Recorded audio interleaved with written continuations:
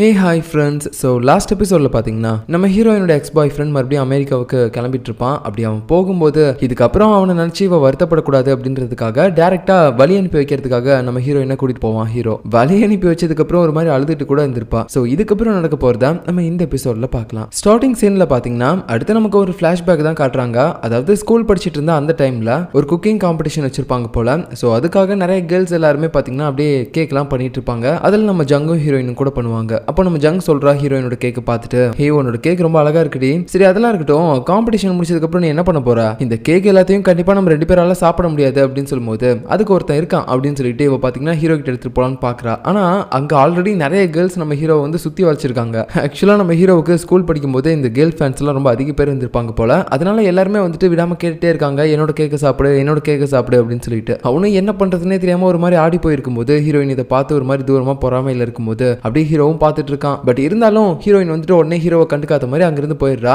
அப்புறம் கிளாஸ் எல்லாம் முடிச்சுட்டு நடந்து போவாங்க வெளியே. அப்ப நம்ம ஹீரோயின் பாத்தீங்கன்னா ஹீரோவை பார்த்தும் பார்க்காத மாதிரி இருக்கும்போது உடனே ஹீரோ கேட்கறான், ஆமா எல்லாருமே வந்து என்கிட்ட கேக்கு கொடுத்தாங்க, நீ என்ன கொடுக்க வந்துட்டு அப்படியே அங்கிருந்து போயிட்டா? ஃபர்ஸ்ட் நான் அந்த கேக்கை உனக்கு கொடுக்கறதுக்கே வரல, நீ ஏன் அப்படி நினைச்சிட்டு பேசிட்டு இருக்க அப்படின்ற மாதிரி அவளும் அப்படியே கொஞ்சம் சீன் போட்டு பேசிட்டு போவா. அப்புறம் அடுத்த நாள் காலையில அவ எழுந்துட்டு ஃபேஸை பார்க்க அதுல வந்துட்டு நிறைய சுருக்கங்கள்லாம் இருக்குது. ஐயோ என்னோட ஃபேஸ்ல இவ்வளவு சுருக்கமா அப்படின்னு சொல்லிட்டு உடனே பாத்தீங்கன்னா அவ மாஸ்க் எல்லாம் எடுத்து போட்டுக்கிட்டு ஒரு மாதிரி ஃபேஸை ஹைட்ரேட்டா வச்சிருப்பா. அப்புறம் ஜன்னலை ஓப்பன் பண்ணலாம்னு சொல்லி பார்க்கும்போது கரெக்டாக நம்ம ஹீரோ ஓப்பன் பண்ணுவானா, பார்த்து பயந்துட்டான். ஐயோ ஆண்டி ஜியோ கோட ரூம்ல யாரோ ஒரு திருடி நுழைஞ்சிட்டா அப்படின்ற மாதிரி கத்தும் போது, டேடே பொறுமையா இருடா நான் தான்டா அது அப்படின்னு சொல்லும்போது, இது நீயா? என்னடி கெட்டப்லாம் புதுசா இருக்குது? அதுவா அது ஒன்றும் இல்லை, என்னோட ஃபேஸை கொஞ்சம் ஹைட்ரேட்டராக வச்சுட்டு இருக்கிறதுக்காக தான் நான் இந்த மாதிரி பண்ணியிருக்கேன், வேற ஒன்றும் இல்லை அப்படின்ற மாதிரி பேசுறா. ஐயோ அப்பா எதுவாக இருந்தாலும் சொல்லிட்டு பண்ணி தொலைடி, நான் பார்த்து பயந்துட்டேன் அப்படின்ற மாதிரி பேசிட்டு இருக்கான். இந்த நேரத்தில் நம்ம ஹீரோட வீட்டில் பார்த்தீங்கன்னா அவனோட அம்மா இப்போ வரைக்கும் அதே தான் நினச்சிட்டு இருக்காங்க. அதான் நேற்று நைட்டு கூட அவங்களோட ஹஸ்பண்ட் வந்துட்டு நம்ம 2 பேரும் டைவர்ஸ் வாங்கிக்கலாம் அப்படின்னு சொல்லி கேட்டிருப்பார்ல, அதை பற்றி தான் இப்போ வரைக்கும் அவங்க யோசிச்சுட்டு இருக்காங்க. ஆக்சுவலாக அவங்க வந்து இந்த மாதிரி ஒரு ஐடியாவில் இருந்ததே கிடையாது. அவங்க வேலையை விட்டுருப்பாங்கல்ல, அந்த விஷயத்த சொல்றதுக்காக தான் வந்திருப்பாங்க. ஆனால் அதுக்குள்ள தான் இவர் அவசரப்பட்டு அந்த மாதிரி கேட்டுட்டாரு. ஸோ இதை பற்றியே யோசிச்சுட்டு இவங்க கீழே வரும்போது அந்த இடத்துல பார்த்தீங்கன்னா அவங்களோட ஹஸ்பண்ட் வேற இருக்காரு. உடனே கேட்குறாரு, அம்மா நேற்று நான் டைவர்ஸ் வாங்குற விஷயத்தை பற்றி பேசுறதுக்கு முன்னாடி நீ என்கிட்ட வேற ஏதோ ஒரு முக்கியமான விஷயத்தை பற்றி சொல்லணும்னு சொன்ன, அது என்ன அப்படின்னு கேட்கும்போது அவங்களும் சொல்றாங்க, ஓ அதுவா, அது ஒன்றும் இல்லை, நான் மறுபடியும் வேற ஒரு இடத்துக்கு டிரான்ஸ்ஃபர் ஆக போறேன். அப்படியா, எங்க? ஆப்பிரிக்கா அப்படின்னு சொல்லும்போது அவரும் ஒரு மாதிரி பார்த்துட்டு இருக்காரு. ஸோ இதை வச்சு பார்த்தா இவங்க இப்போ வரைக்கும் வேலையை விட்டு வரல போல, மறுபடியும் வேற ஒரு இடத்துக்கு டிரான்ஸ்ஃபர் ஆகி போக போறாங்க போல. இந்த நேரத்தில் நம்ம ஹீரோ பார்த்தீங்கன்னா ஹீரோயினோட வீட்டில் சாப்பிட்டுட்டு இருப்பான். அப்போ அங்கே இருக்கக்கூடிய எல்லாருமே ரொம்ப சந்தோஷமா ஜாலியாக ஒரே தட்டில் வச்சு சாப்பாடுலாம் சாப்பிட்றாங்க. இப்படி எல்லாருமே சிரிச்சு சாப்பிடும்போது ஹீரோக்குன்னா ஒரு மாதிரி பொறாமையா இருக்குது. ஏன்னா இவனோட வீட்டில் இது வரைக்கும் இவனோட அம்மா அப்பாவுக்கு முன்னாடி உட்காந்து இவன் இந்த மாதிரி சாப்பிட்டதெல்லாம் கிடையவே கிடையாது. அப்படியே ஒரு மாதிரி பொறாமையோடையும் ஏக்கத்தோடையும் அவங்கள பார்த்துக்கிட்டு அங்கே அவங்களோட ஃபேமிலி ஃபோட்டோ இருக்கும், அதையும் ஒரு மாதிரி பார்த்துட்டு இருக்கான். அப்புறம் நம்ம ஹீரோயின் மாடிக்கு போயிட்டு ஒரு புக் எடுத்து வச்சு படிச்சுட்டு இருக்கான். அந்த புக்கில் இந்த பிரெஞ்சு லாங்குவேஜ்ல எழுதிருக்கும் போல. இந்த பிரெஞ்சுக்காரங்களாம் பார்த்தீங்கன்னா செம்மையா டிஷ் பண்ணி சாப்பிடுவாங்க. ஆனால் எனக்கு இந்த டிஷ்லாம் எப்படி பண்ணுறதுன்னு தெரியாது, அதுக்காக தான் நான் இந்த புக்கை வச்சு படிச்சுட்டு இருக்கேன். பட் இருந்தாலும் எனக்கு பிரெஞ்சு தெரியாது, உனக்கு தெரியும் தானே, நீ ஸ்கூல் டைமில் படிச்சதானே, எனக்கு இது படிச்சு டிரான்ஸ்லேட் பண்ணி சொல்றியா அப்படின்னு கேட்கும்போது அவனும் பார்த்தீங்கன்னா சரி ஓகே கொடு அப்படின்னு சொல்லி அதெல்லாம் டிரான்ஸ்லேட் பண்ணி சொல்லிட்டு இருப்பான். அப்படி அவன் பேசிட்டே இருக்கும்போது கொஞ்ச நேரம் கழிச்சு ஹீரோயினை பார்க்க அவ பார்த்தீங்கன்னா நல்லாவே தூங்கிட்டா. அப்படியே அவளோட அழகை ரசிச்சுக்கிட்டு இவனும் பார்த்தீங்கன்னா பக்கத்திலேயே தூங்கிடுறான். உடனே நம்ம ஹீரோயின் எழுந்து பார்க்கும்போது இவன் பக்கத்தில் தூங்கிட்டு இருக்கிறத பார்த்துட்டு அப்படியே அவனை டச் பண்ணிட்டு இருப்பா. ஏன்னா அவனோட கழுத்துக்கிட்ட பார்த்தீங்கன்னா ஏதோ ஒரு ரிஃப்ளெக்ஷன்லாம் தெரியும், இந்த கண்ணாடியில இருந்தெல்லாம் வரும்ல அந்த ரிஃப்ளெக்ஷன். அப்படியே அதை டச் பண்ண ட்ரை பண்ணும்போது உடனே ஹீரோ எந்திரிச்சிட்டான். உடனே 2 பேரும் எழுந்துக்கிட்டு அப்படியே தள்ளி உட்காந்துக்கிட்டு எதுவுமே தெரியாத மாதிரி பேசிட்டு இருக்காங்க. அது ஒன்றும் இல்லடா, நான் உன்னை எதுக்கு டச் பண்ணனா, ஏதோ ஒரு கண்ணாடியிலேருந்து வர ரிஃப்ளெக்ஷன் உன்னோட கழுத்துக்கிட்ட லைட்டாக தெரிஞ்சு அதை தான் நான் வந்து டச் பண்ணிட்டு இருந்தேன், வேற ஒன்றும் இல்லை அப்படின்ற மாதிரி அவளும் சமாளிச்சிட்டு இருக்கா. சரி ஓகே அப்படின்னு சொல்லிட்டு ஹீரோ பார்த்தீங்கன்னா ஒரு மாதிரி பதட்டத்தோட கீழே நடந்து போயிட்டு இருக்கான். ஏன்னா அவனுக்கு ஹார்ட் பீட்லாம் பயங்கரமாக இன்க்ரீஸ் ஆயிடுச்சு. ஹீரோயின் அப்படி பக்கமாக பார்த்த உடனே அப்படியே அவன் வேகமாக கீழே வந்து கேட்டை ஓப்பன் பண்ணி வெளியே போகலான்னு சொல்லி பார்க்கும்போது டக்குன்னு வேற யாரோ ஒருத்தங்க வந்து ஓப்பன் பண்ணிடுறாங்க. அப்படியே கேட் இவனோட தலையிலே அடிச்சிட்டு பார்த்தா அது நம்ம ஜங்கு. ஐயோ என்னடா ஆச்சு அப்படின்ற மாதிரி அவ பதட்டத்தோட பேசிட்டு அப்புறம் அவனுக்கு ஒரு ஐஸ் பேக்கை வாங்கிட்டு வந்து கொடுக்குறா, தலையில வச்சுக்கூடா அப்படின்னு சொல்லிட்டு. சரி அதெல்லாம் இருக்கட்டும், நீ நான் ஜியோ கூட வீட்டுல இருந்து அப்படியே பதற்றமா வெளியே வந்தா, அதுவும் இல்லாம உங்ககிட்ட ஏதோ ஷையாலாம் ஃபீலிங் தெரிஞ்சு என்னாச்சு அப்படின்னு கேட்கும்போது அதெல்லாம் ஒண்ணுமே இல்லையே, நான் சும்மா தான் அவகிட்ட பேசிட்டு வந்தேன் அப்படின்ற மாதிரி சமாளிச்சுட்டு இருப்பான் இவனும். ஓ அப்படியா, சரி சரி இந்த ட்ரிங்க்ஸை குடி அப்படின்னு சொல்லும்போது அவனும் குடிச்சிட்டு இருப்பான். அந்த நேரம் பார்த்தீங்கன்னா திடீர்னு யாரோ ஒருத்தங்களுக்கு பயந்துட்டு அங்கிருந்து ஓடுறா. ஓடும்போது பார்த்தீங்கன்னா ரோட்ல தடுப்பு மாதிரி ஏதோ வச்சிருப்பாங்க, அதெல்லாம் இடிச்சு தள்ளிட்டு போறா. யாரை பார்த்து இப்படி பயந்து ஓடுறா அப்படின்னு சொல்லிட்டு நம்ம ஹீரோவும் பார்த்தீங்கன்னா இந்த பக்கம் திரும்பி பார்க்கறான். பார்த்தா அந்த இடத்துல நம்ம டூனா இருக்கான். ஆக்சுவலா லாஸ்ட் டைம் இவனை கிஸ் பண்ணிருப்பாள்ல, அந்த டைம்ல இருந்து இவனை பார்க்கவே அவ வந்து ரொம்ப ஷையா ஃபீல் பண்றா போல. எப்பயுமே அவனை பார்த்தாலே ஓடிட்டு இருக்கா. அது மட்டும் இல்லாம நம்ம டூனாவும் ஹீரோவும் பேசி கூட ரொம்ப நாள் ஆச்சு. ஸோ 2 பேருமே இன்னைக்கு பார்த்த உடனே வாங்க உட்காருங்க அப்படின்னு சொல்லிட்டு ஹீரோவும் கூப்பிடுறான். சரி அப்படின்னு சொல்லிட்டு அவனும் வந்து உட்காந்து பேசிட்டு இருக்கான். 2 பேரும் உட்காந்துட்டானுங்க. ஆனா அவனுக்கு என்ன பேசுறதுனே தெரியல. இப்போ வரைக்கும் அவனுக்கு ஒரு மாதிரி ஆக்வர்டாவே ஃபீல் பண்ணிட்டு இருக்கானுங்க. உடனே ஹீரோவும் இந்த நிலைமையை எப்படியாவது கொஞ்சம் சரி பண்ணணும் அப்படின்னு சொல்லிட்டு சரி ஓகே சார் நம்ம இதுக்கப்புறம் சார் அப்படி இப்படிலாம் சொல்லி கூப்பிட வேணாம், நம்ம 2 பேரும் ஒரு ஃப்ரெண்ட்ஸ் ஆயிடலாம், நம்ம பேரை சொல்லியே கூப்பிடலாம் அப்படின்னு சொல்லும்போது அவனும் சரி ஓகே அப்படின்ற மாதிரி சொல்லிட்டு இருப்பான். ஸோ இப்படியே பேசி முடிச்சதுக்கு அப்புறம் நம்ம ஹீரோ பார்த்தீங்கன்னா அவனோட கன்ஸ்ட்ரக்ஷன் கம்பெனிக்கு போறான். அங்க போயிட்டு அவனோட ஒர்க் எப்பயும் போல பார்த்துட்டு இருக்கும்போது ஃப்ரிட்ஜை ஓப்பன் பண்ணி பார்க்கறான். அதுல அந்த ட்ரிங்க்ஸ் இருக்கு. அதான் அதுல இருக்கக்கூடிய எக்ஸ்பைரி டேட்டுக்கு முன்னாடி ஹீரோயின் வந்துட்டு இவங்கிட்ட ரிசல்ட் சொல்லணும், இவனை பிடிச்சிருக்கா இல்லையா அப்படின்னு சொல்லிட்டு அந்த ட்ரிங்க்ஸை எடுத்து பார்க்கறான். லாஸ்டா நம்ம ஹீரோயின் பார்த்தீங்கன்னா அதை தூக்கி போட சொல்லியிருப்பா. பட் இப்போ வரைக்கும் அவ அதை தூக்கி போடல போல. அதுல இன்னைக்கு தான் லாஸ்ட் டேட் போட்டிருக்கு. ஸோ அப்படியே ஒரு மாதிரி பார்த்துட்டே இருக்கான். டைம் வேற போயிட்டே இருக்குது. 12 மணி ஆக போகுது.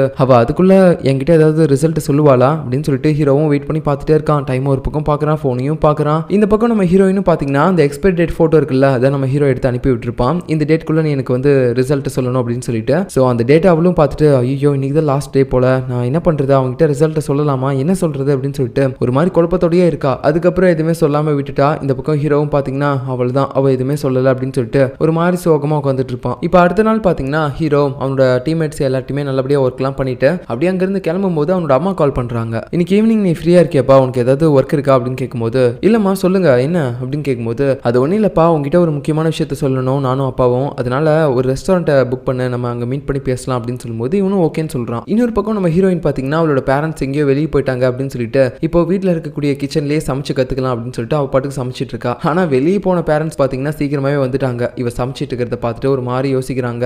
ஏமா நீ இப்போ வரைக்கும் முடிவா இருக்கியா, இந்த குக்கிங் தான் உன்னோட லைஃபாவே எடுத்துக்க போறியா? ஆமாமா ஆமாப்பா, எனக்கு இதுதான் ரொம்ப பிடிச்சிருக்குது, என்ன ஆசைப்பட்ட மாதிரி இதை பண்ண விடுங்க, எனக்கு கண்டிப்பா ரொம்ப பிடிக்கும், நான் நல்லபடியா வந்து காட்டுவேன் அப்படின்ற மாதிரிலாம் சொல்லும்போது சரி ஓகேமா இது உன்னோட விருப்பம், இதுக்கப்புறம் நாங்க இதுல வேற எதுவும் சொல்றதுக்கு இல்ல, பட் இருந்தாலும் ரொம்ப கஷ்டப்படாத சரியா, ஏன்னா இந்த சமையல் வேலையில எந்த அளவுக்கு ஒரு கஷ்டம் இருக்கு அப்படின்றது எனக்கு தெரியும், அதனால தான் சொல்றேன், ரொம்ப கஷ்டமா இருந்துச்சுன்னா விட்டுரு அப்படின்ற மாதிரி சொல்லும்போது சரிப்பா நீங்க ஃபர்ஸ்ட் இதை டேஸ்ட் பண்ணி பாருங்க அப்படின்னு சொல்லும்போது அவரும் வந்து டேஸ்ட் பண்ணி பார்க்குறாரு. ஹே ரொம்ப நல்லா இருக்கு, இதை வந்து சாப்பிட்டு பாரு அப்படின்னு சொல்லிட்டு அவரோட ஒய்ஃப்க்கும் சொல்லிட்டு இருக்காரு. ஸோ இப்படி அவர் கொடுத்த அந்த அப்ரிசியேஷன் பார்த்தீங்கன்னா ஹீரோயினுக்கு ரொம்ப பிடிச்சிருக்குது. அடுத்ததான் நம்ம டூனாவை காட்டுறாங்க. அவன் அவனோட குழந்தைய ஸ்கூல்ல இருந்து கூட்டிட்டு வந்துட்டு இருப்பான். அந்த நேரத்தில் அப்பா என்னை பார்த்துக்கிறதுக்கு எப்பயுமே ஒரு லேடி வீட்டுக்கு வருவாங்கல்ல, அவங்க ஏன் இப்பெல்லாம் வரது இல்லை அப்படின்னு சொல்லும்போது ஓ அவங்களாமா, அவங்களுக்கு அடிபட்டிருக்கு, அதனால இதுக்கப்புறம் அவங்க வரமாட்டாங்க, நான் உனக்கு வேற ஏதாவது ஒரு லேடியை ஏற்பாடு பண்றேன் அப்படின்ற மாதிரி சொல்லிட்டு இருக்காங்க. அந்த நேரம் பார்த்து ரோட்ல போயிட்டு இருந்தா நம்ம ஜங்கோட அம்மா இவங்களை பார்த்துட்டு வேணும்னா சொல்லுங்க உங்களோட குழந்தையை நான் கூட பார்த்துக்கிறேன் அப்படின்ற மாதிரி கேட்குறாங்க. அதுக்கு அந்த பொண்ணு ஓகேன்னு சொல்றா. அப்புறம் பாத்தீங்கன்னா இவங்க 2 பேரையும் கூட்டிட்டு அவங்க வந்து அவங்களோட கடைக்கு போவாங்க.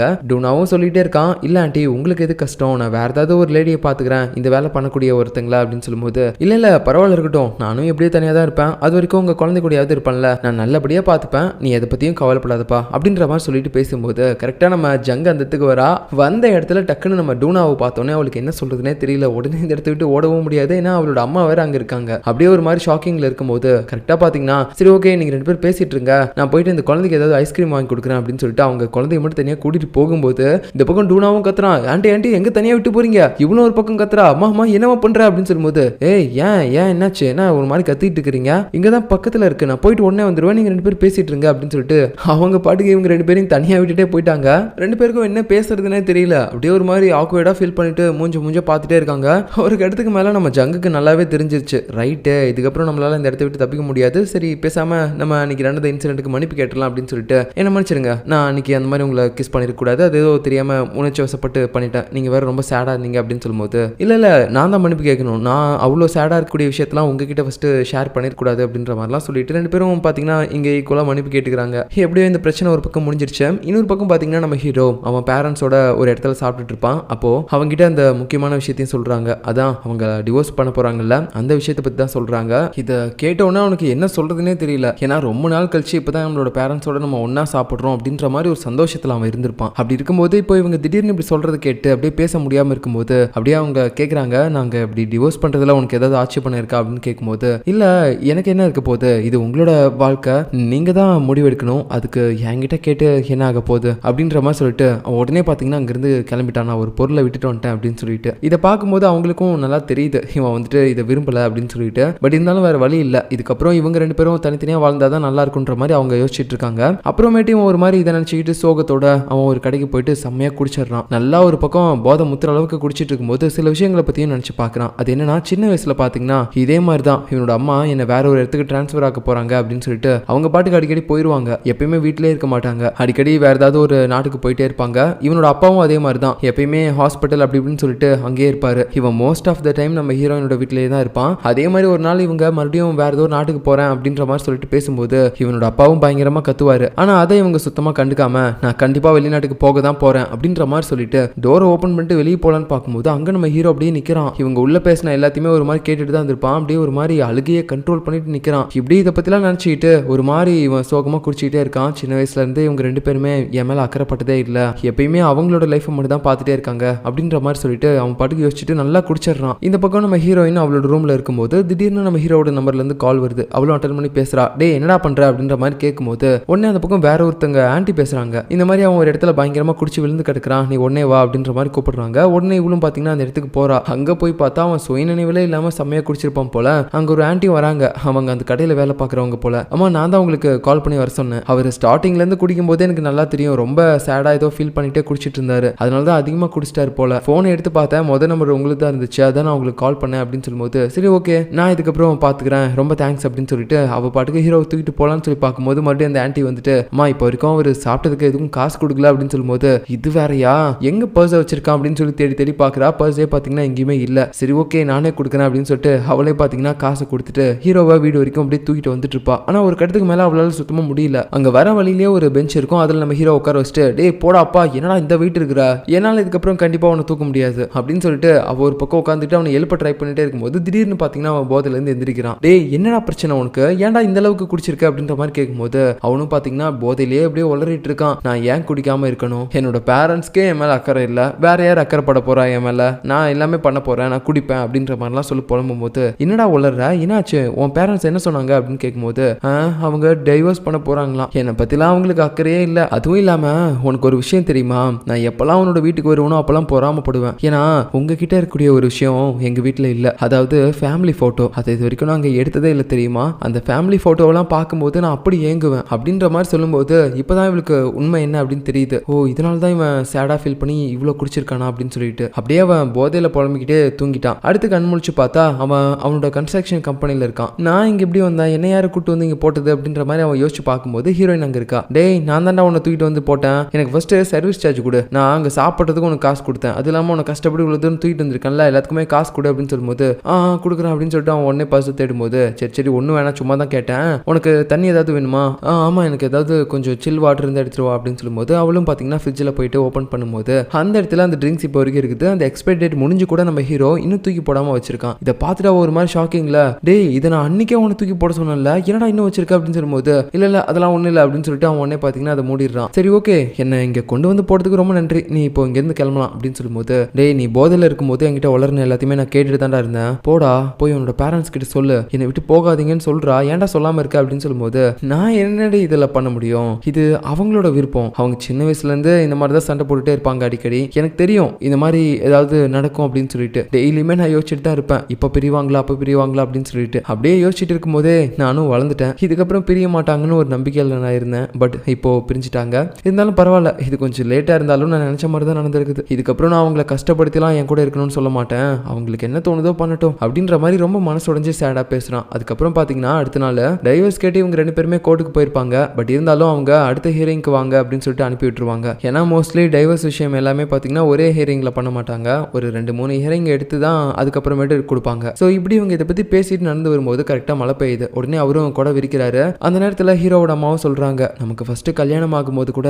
இதே மாதிரி தானே மழை பெஞ்சிச்சு அப்படின்ற மாதிரி அதை பத்திலாம் பேசும்போது இவருக்கு ஒரு மாதிரி இருக்குது. சரி சரி இந்தா கொடை பிடிச்சிக்கோ வீட்டுக்கு போயிரு அப்படின்னு சொல்லிட்டு அவர் மலையில் நினைஞ்சுக்கிட்டே போயிடுறாரு அங்கிருந்து. அதுக்கப்புறம் பாத்தீங்கன்னா நம்ம ஹீரோவோட அம்மா ஹீரோயினோட அம்மா கிட்ட வந்துட்டு இந்த மாதிரி நான் மறுபடியும் என்னோட வேலை விஷயமா ஆப்பிரிக்கா போக போறேன், இதுக்கப்புறம் என்னோட பையனை நல்லா பாத்துக்கோங்க அப்படின்ற மாதிரிலாம் பேசிட்டு அவங்க சில காஸ்ட்லியான மேக்கப் கிட் எல்லாமே வச்சிருப்பாங்க போல, அதை வந்து இப்போ இவங்க கிட்ட கொடுக்குறாங்க. அது அவங்களும் அப்படியே வாங்கிட்டு என்னடி இப்படி திடீர்னு போறேன்னு சொல்லிட்டு இருக்க, ஒரு வார்த்தை முன்னாடி சொல்லல, சரி அதான் இப்போ சொல்லிட்டேன்ல நான் போறேன் உடம்ப பாத்துக்கோங்க அப்படின்ற மாதிரிலாம் பேசிட்டு இவங்க அப்படியே வெளியே நடந்து வரும்போது ஹீரோயினும் பார்த்துட்டு ஒரு நிமிஷம் நில்லுங்க ஆண்டி, ஏன்னா நீங்க பாட்டுக்கு எப்ப பாரு வெளியே கிளம்பிட்டே இருக்கீங்க, உங்களுக்கு உங்க பையனை பத்தி எப்பயுமே கவலையே இருக்காதா, அவன் சின்ன வயசுல இருந்து இப்போ வரைக்கும் நீங்க வீட்டிலே இருக்கணும்னு தான் நினைப்பான், ஆனா நீங்க எப்படி இருக்கீங்க அப்படின்னு சொல்லும்போது எனக்கும் என் பையன் கூட இருக்கணும்னு தான் ஆசை, ஆனா நான் என்ன பண்றது என்னோட வேலை அப்படி இருக்குதே அப்படின்ற மாதிரி அவங்க சொல்லிட்டு அங்கிருந்து போறாங்க. இதனால ஹீரோயின் ஒரு மாதிரி டென்ஷனா அவங்கள பாக்குறா. இப்ப கட் பண்ண இன்னொரு பக்கம் நம்ம ஜங்கு பாத்தீங்கன்னா எமர்ஜென்சிக்காக ஒரு இடத்துக்கு போயிருக்கா, ஒரு கடற்கரைக்கு. யாருக்கு எமர்ஜென்சி அப்படின்ற மாதிரி கேட்கும்போது திடீர்னு அங்க இருக்க ஒருத்தன் கழுத்தை பிடிச்சிட்டு படுக்கிறான், அவங்ககிட்ட ஏதோ அடைச்சிருச்சு போல.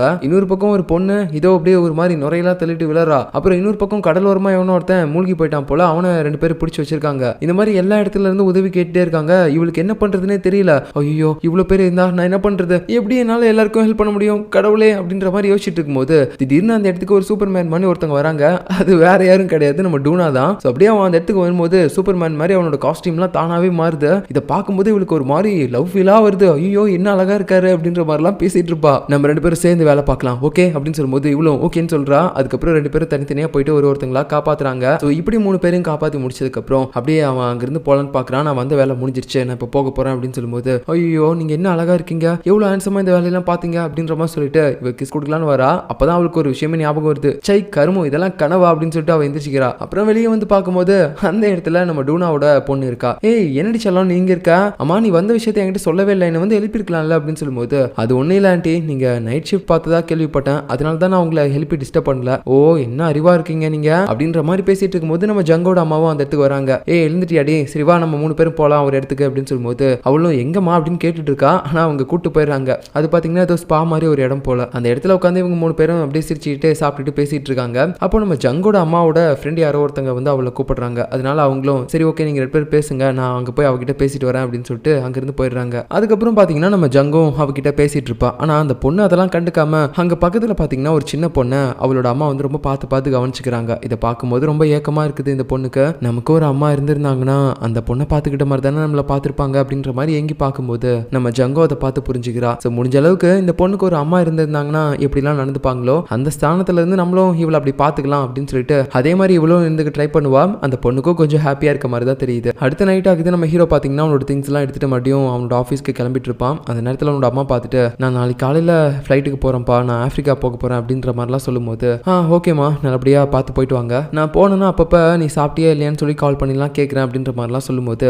இல்லை தேவையில்லை, சின்ன வயசுல இருந்து நான் அதுக்காக தான் உங்ககிட்ட ஏங்கிட்டு இருந்தேன், ஆனா நீங்க எப்பயுமே என்கிட்ட அந்த அளவுக்கு அன்பையும் பாசத்தையும் காட்டினது இல்லை, இதுக்கப்புறமும் ஏன் காட்டணும், அதான் நான் வளர்ந்து பெரிய ஆளாயிட்டேன்ல, இதுக்கப்புறம்லாம் நான் அதை நினச்சி ஃபீல்லாம் பண்ண மாட்டேன், நீங்க நல்லபடியா போயிட்டு வாங்க அப்படின்ற மாதிரி கொஞ்சம் கோவத்தோட பேசிட்டு இவன் வெளியே நடந்து வந்துடுறான். அப்புறம் அடுத்த நாள் காலையிலே பார்த்தீங்கன்னா இவனோட அம்மா அப்படியே விடிய காலையிலே கிளம்பிட்டு இருக்காங்க சூட் கேஸ்லாம் எடுத்துட்டு ஆஃப்ரிக்காவுக்கு. ஸோ ஏர்போர்ட்டுக்கு அவங்க அப்படி கிளம்பிட்டு இருக்கும்போது இப்போ அடுத்து விடிஞ்சிருது. நம்ம ஹீரோ அவனோட ஆஃபீஸில் இருப்பான். அப்படியே பாத்ரூம்ல குளிச்சுட்டு வெளியே வரும்போது அவனோட சேர்ல பார்த்தீங்கன்னா நம்ம ஹீரோயின் உட்காந்துட்டு இருப்பா. ஏய் நீ இங்க என்னடி பண்ற அப்படின்னு கேட்கும்போது அது ஒன்றும் இல்லை நான் உங்ககிட்ட ஒன்று கொடுக்கணும் அப்படின்னு சொல்லிட்டு ஒரு ஃபோட்டோ வந்து கொடுப்பான். ஸோ இப்போ பார்த்தீங்கன்னா அந்த ஃபோட்டோவை பற்றினா ஒரு ஃப்ளாஷ்பேக்கை நமக்கு காட்டுறாங்க. அது என்னன்னா சின்ன வயசுல நம்ம ஹீரோவோட ஃபேமிலியும் சரி ஹீரோயினோட ஃபேமிலியும் சரி 2 பேருமே சேர்ந்து மாடியில் உட்காந்து நல்லா சமைச்சு சாப்பிட்டுட்டு இருப்பாங்க. எல்லாருமே ஒன்னா நல்லா சந்தோஷமா. அந்த நேரத்தில் பார்த்தீங்கன்னா ஃபர்ஸ்ட் டைம் நம்ம ஹீரோ அவன் பேரண்ட்ஸோட உட்கார சொல்லி நம்ம ஹீரோயினோட பேரண்ட்ஸ் பார்த்தீங்கன்னா ஃபோட்டோ எடுப்பாங்க. உட்காருங்க நாங்கள் வந்து ஃபோட்டோ எடுக்கிறோம் அப்படின்னு சொல்லிட்டு. ஸோ அந்த ஃபோட்டோவை இப்போதான் நம்ம ஹீரோ ஃபர்ஸ்ட் டைம் பார்க்குறான். அவனுக்கு பார்க்கும்போது ரொம்ப சந்தோஷமா இருக்கு. இதெல்லாம் ரொம்ப அழகான மெமரி இல்லை, நான் இப்போதான் இதை ஃபர்ஸ்ட் டைம் பார்க்குறேன், ரொம்ப தேங்க்ஸ் அப்படின்ற மாதிரி சொல்லும்போது பரவாயில்ல இருக்கட்டும் அப்படின்ற மாதிரி ஹீரோயின் சொல்லிட்டு இருக்கும்போது அவனுக்கு யாரோ ஒருத்தங்க கால் பண்றாங்க. என்னன்னு போய் பார்த்தா